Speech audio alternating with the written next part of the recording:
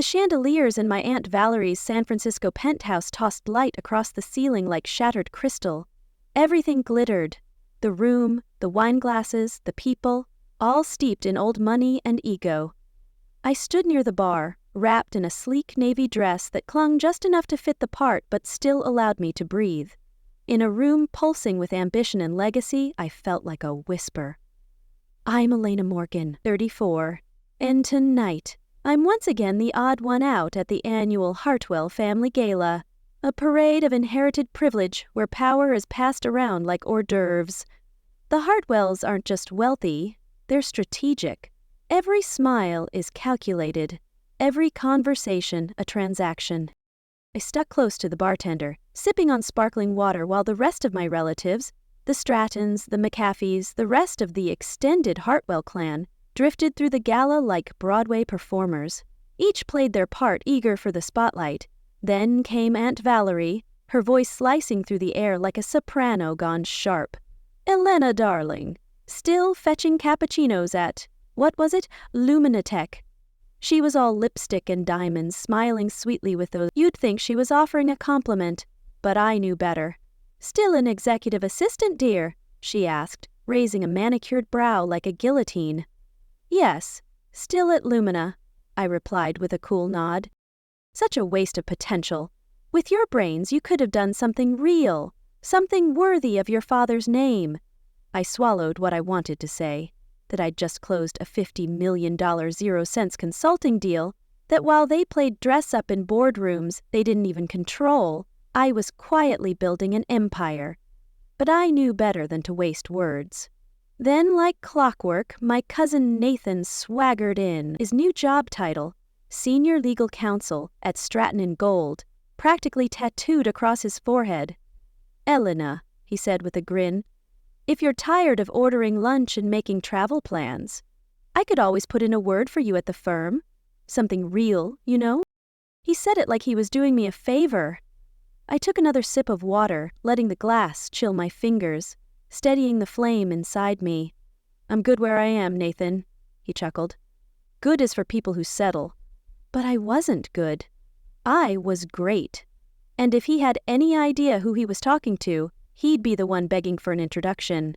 As they laughed and posed and postured, I thought about the Forbes feature that was about to hit in 3 weeks, the silent strategist behind America's fastest-growing business consultancy. They'd see it, they'd all see it. But for now, I let them think I was invisible. Because I had something they didn't. Leverage. 10 years ago, I stood in that very penthouse, fresh from an Ivy League MBA, portfolio in hand, pitching an idea that would later become my life's work, a revolutionary way to help struggling small businesses scale sustainably. For 10 minutes, they listened. By the 20th, Uncle Gordon, who built his fortune flipping distressed properties, was outright laughing. Elena, Aunt Valerie had said back then, "You're smart, but consulting? Please, focus on something practical. A nice marriage. Leave the empire building to the men." The room erupted in chuckles. I stood there, cheeks burning, heart pounding, knowing they weren't just skeptical. They were dismissing me entirely. That night, I stood beneath the fog-drenched skyline and made a vow. I wasn't going to prove them wrong for them. I was going to do it for me. That's when I founded Zenith Solutions.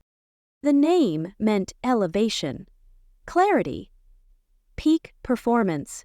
It was everything I intended to build. I started alone in a tiny studio above a muffler shop in the Mission District. Exposed pipes, one window, cracked wood floors. No team, no investors, just me, my laptop, and an idea. That small businesses deserved high-level strategic help, not just whatever scraps the big firms left behind. My first client was a family-run cafe that was weeks away from bankrupt. I tore through their books, renegotiated contracts, restructured their model from the inside out.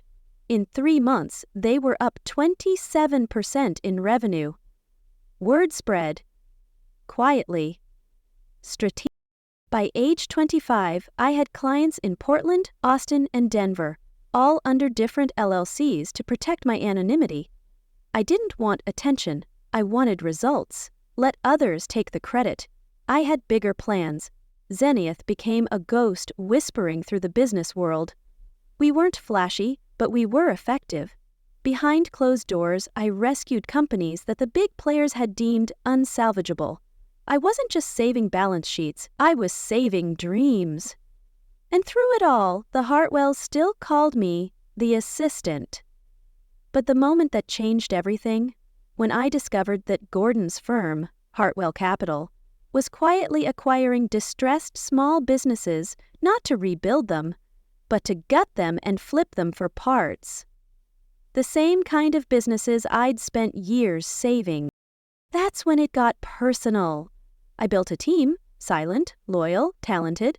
Most of them had no idea I was the founder of Zenith. To them, I was Elena, a coordinator, a facilitator, maybe the brain behind some of the strategies, but I kept my name off every document.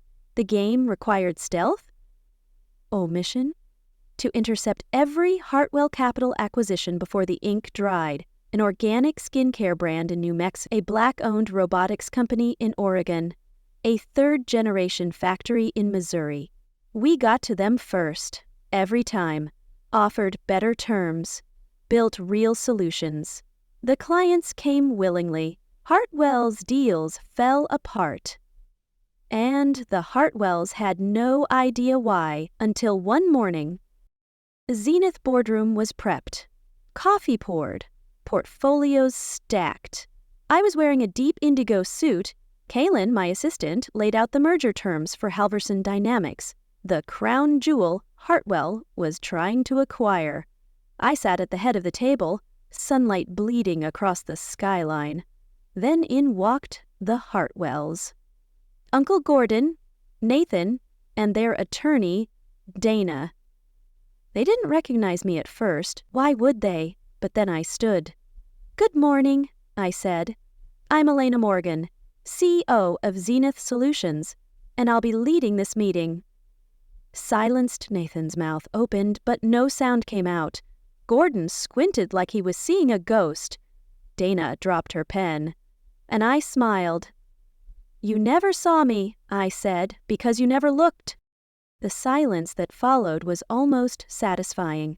For the first time in years, they were speechless, and not because they were strategizing their next move. It was because their entire perception of me had just shattered. I took a seat again, deliberately slow, and nodded to Kaylin, who handed out the folders.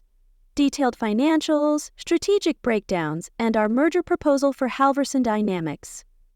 "This is a two-path conversation," I told them, calmly. "You can partner with Zenith under mutually beneficial terms and retain partial influence, or we proceed with a public acquisition. We already hold 33% of Halverson's shares and will secure majority control within 10 days. Julian, the one who had smugly offered me a job at the gala, flipped through the documents, his jaw tightening. Dana muttered under her breath, legal jargon spilling out in what sounded more like panic than protest. Across the table, Uncle Gordon's lips pressed into a hard line, the vein in his temple beginning to twitch. The man who'd once told me to focus on a nice marriage was now watching his empire slip away, because of the niece he'd dismissed as irrelevant. "I assume you're bluffing," he said finally, voice low. "No," I replied. "I'm presenting you with a solution. What you do with it is up to you." The room stayed heavy with tension. No one moved. The city outside continued to hum, cars gliding past the bay, the occasional wail of a distant siren, but inside that boardroom, time had stalled. Eventually, Valerie stood and walked out. She didn't say a word, but the click of her heels echoed like gunshots across the polished floor. "Pause the meeting," Julian muttered, his confidence clearly eroding. But I didn't pause. I leaned forward, looked each of them in the eye, and said, "This isn't a negotiation. It's an opportunity. Take it or watch your position unravel. Slowly, publicly, and irreversibly." 50 minutes passed. They whispered among themselves in a corner. Their world was shifting and they knew it. Valerie returned, no longer cold and composed, but rattled. She signed the agreement without a word, her pen scratching across the paper like it was cutting through her pride. I stood, nodded, and left the room. The wind outside was cold, slicing through my coat, but I felt nothing but clarity. I wasn't angry. I wasn't vindictive. I was simply done hiding. That day, Zenith's values surged 19%. Hartwell Capital's stock plummeted, and my name, Elena Morgan, was finally everywhere. For the first time, I wasn't the woman behind the scenes. I was the force in front. 3 weeks later, I received an email from Hartwell's board. They were offering me a seat. It was historic. The first woman, the youngest by far, and the only one not born into the legacy. Our 32% stake made it a move of necessity, but I saw it for what it was. A shift. An invitation to the table they once told me wasn't built for me. I walked into that boardroom in an ivory pantsuit, simple and clean, no flair. I didn't need to prove anything with sequins or statements. My presence was the statement. The room was filled with men in dark suits, stiff-backed and suspicious, but their eyes followed me as I took my seat, the same seat my uncle once said wasn't mine to claim. I didn't gloat. I didn't smile wide. I simply sat down and opened my folder. I spoke clearly, confidently. Dismantling small businesses to feed your balance sheet ends today. We will no longer operate as predators. We will partner. We will build. We will restore legacies, not destroy them. There was a long pause before anyone clapped. But then someone did, and another. It wasn't raucous, it wasn't roaring, but it was real, and that was enough. After the meeting, Dana, the Hartwell's attorney, sent me an email. One line stood out. You accomplished the impossible. I want to learn from you. I didn't reply. Not out of malice, but because her words weren't for me. They were for the woman she never saw coming, the one she underestimated. Valerie resigned not long after. Her letter was surprisingly honest. She admitted she misjudged me, that I'd shown her something she never expected. Another way to lead. Quiet power, transparent leadership, legacy without ego. That kind of humility can't be faked. And though I didn't respond to her either, I kept the letter. I tucked it into a folder at my desk labeled Foundations, because that letter, for all its delayed sincerity, was a piece of the new era I was building. Months later, at a major industry conference, Valerie spotted me across the room. Our eyes met. She didn't approach, didn't smile, just gave a nod. Simple, restrained, but filled with something rare, respect.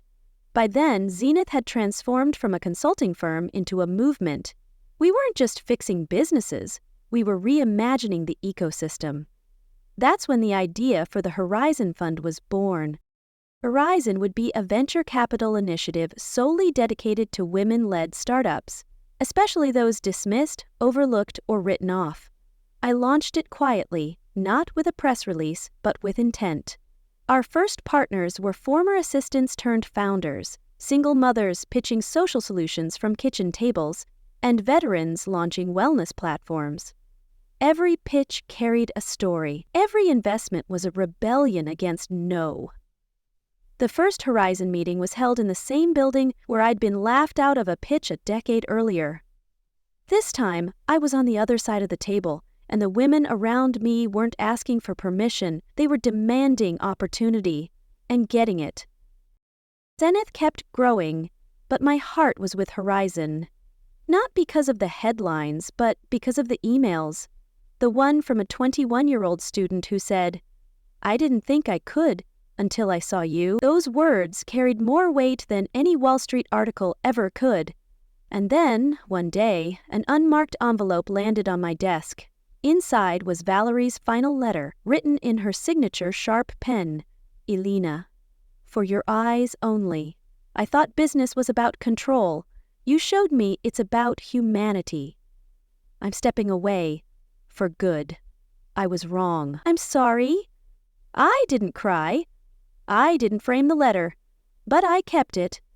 Not as a trophy, but as a reminder that change doesn't always roar. Sometimes it whispers through the least likely voice.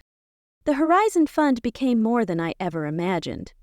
It didn't just invest in ideas, it rewrote stories. At our second quarterly gathering, I sat across from a former public school teacher now launching an ed tech startup, a retired nurse building a telehealth platform for rural communities, and a first-generation college graduate developing an app to help other first-gen students navigate higher education. None of them had the pedigree the Hartwells would have deemed worthy, but they had grit, vision, purpose, the kind of raw determination that built real change. And sitting there, listening to them speak with clarity and conviction, I saw my younger self reflected in every single one of them. We weren't just funding startups, we were funding futures. I watched these women, once relegated to the edges of boardrooms or told they lacked the experience, now commanding rooms with unapologetic brilliance. It wasn't just personal anymore, it was generational. For every door I had to kick open, we were now building entire hallways lined with open ones. 3 months after that pivotal board meeting with Hartwell Enterprises, my life had changed so dramatically it was almost surreal. No more walking into family gatherings as the reactionary fielding, patronizing comments from cousins drunk on their own titles. The same people who had once chuckled behind champagne flutes were now asking to grab coffee and pick my brain. Some, like Nathan, disappeared entirely. His legal troubles with corporate fraud had finally caught up to him. Others kept their distance, unsure how to relate to the woman they'd spent so long overlooking, and I didn't blame them. I wasn't angry anymore, I was beyond that. I was focused. At a women's leadership summit in San Francisco later that year, I stood in front of a packed auditorium. Hundreds of eyes stared back, hopeful, skeptical, excited, nervous.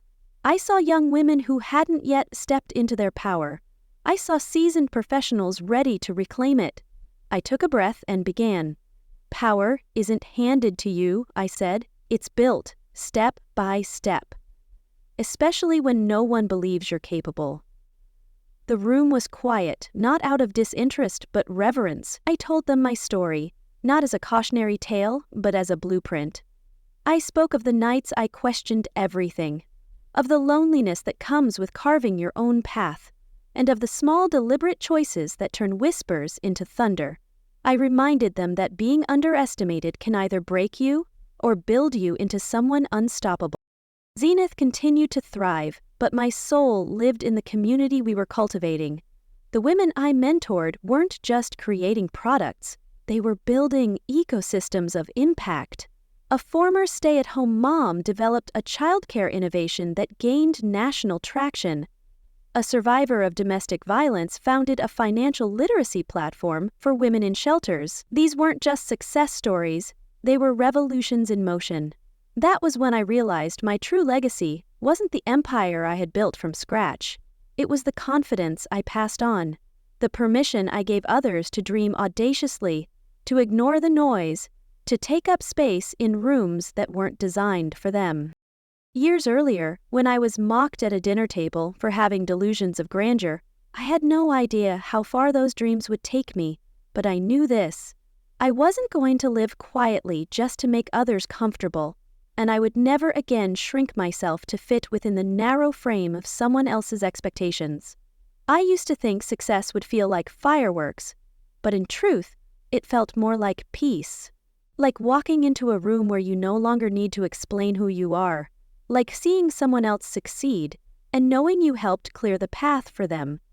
That's the kind of success that sticks with you. One morning, not long after Horizon's 1-year anniversary, I received an invitation from Stanford, my alma mater. They wanted me to deliver the keynote at the School of Business graduation, the same school I had left filled with hope and fire, only to be told by my own family that my dreams were unrealistic. I stood on that stage, overlooking hundreds of graduates in cap and gown, and I told them the truth. There's a good chance that the people who love you most won't understand your vision. That doesn't mean your vision is wrong. It means it's bold, and boldness makes people uncomfortable. I spoke not just to the students, but to the younger version of myself, the one who walked out of Aunt Valerie's penthouse with rejection ringing in her ears, but still chose to believe in something more. If you're watching this and something inside you has been stirred, maybe it's an old dream, maybe it's a new idea, listen to it. It doesn't matter if no one around you gets it yet. You're not building this life for their applause, you're building it for your purpose.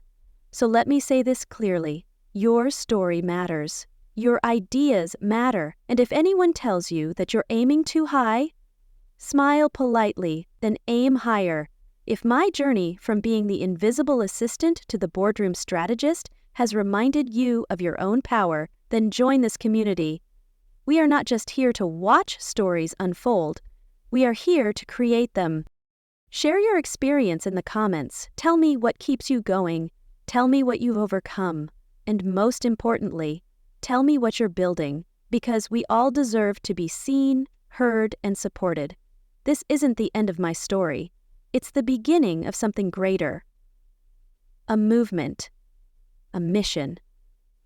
A call to action. Subscriber if you haven't already, and if this story spoke to you, share it with a friend, a colleague, someone who needs to be reminded that their voice matters. We are more than our pasts. We are the architects of our future. And when you build with purpose, you don't just change your life, you change the world. Thank you for being here. I'll see you in the next chapter.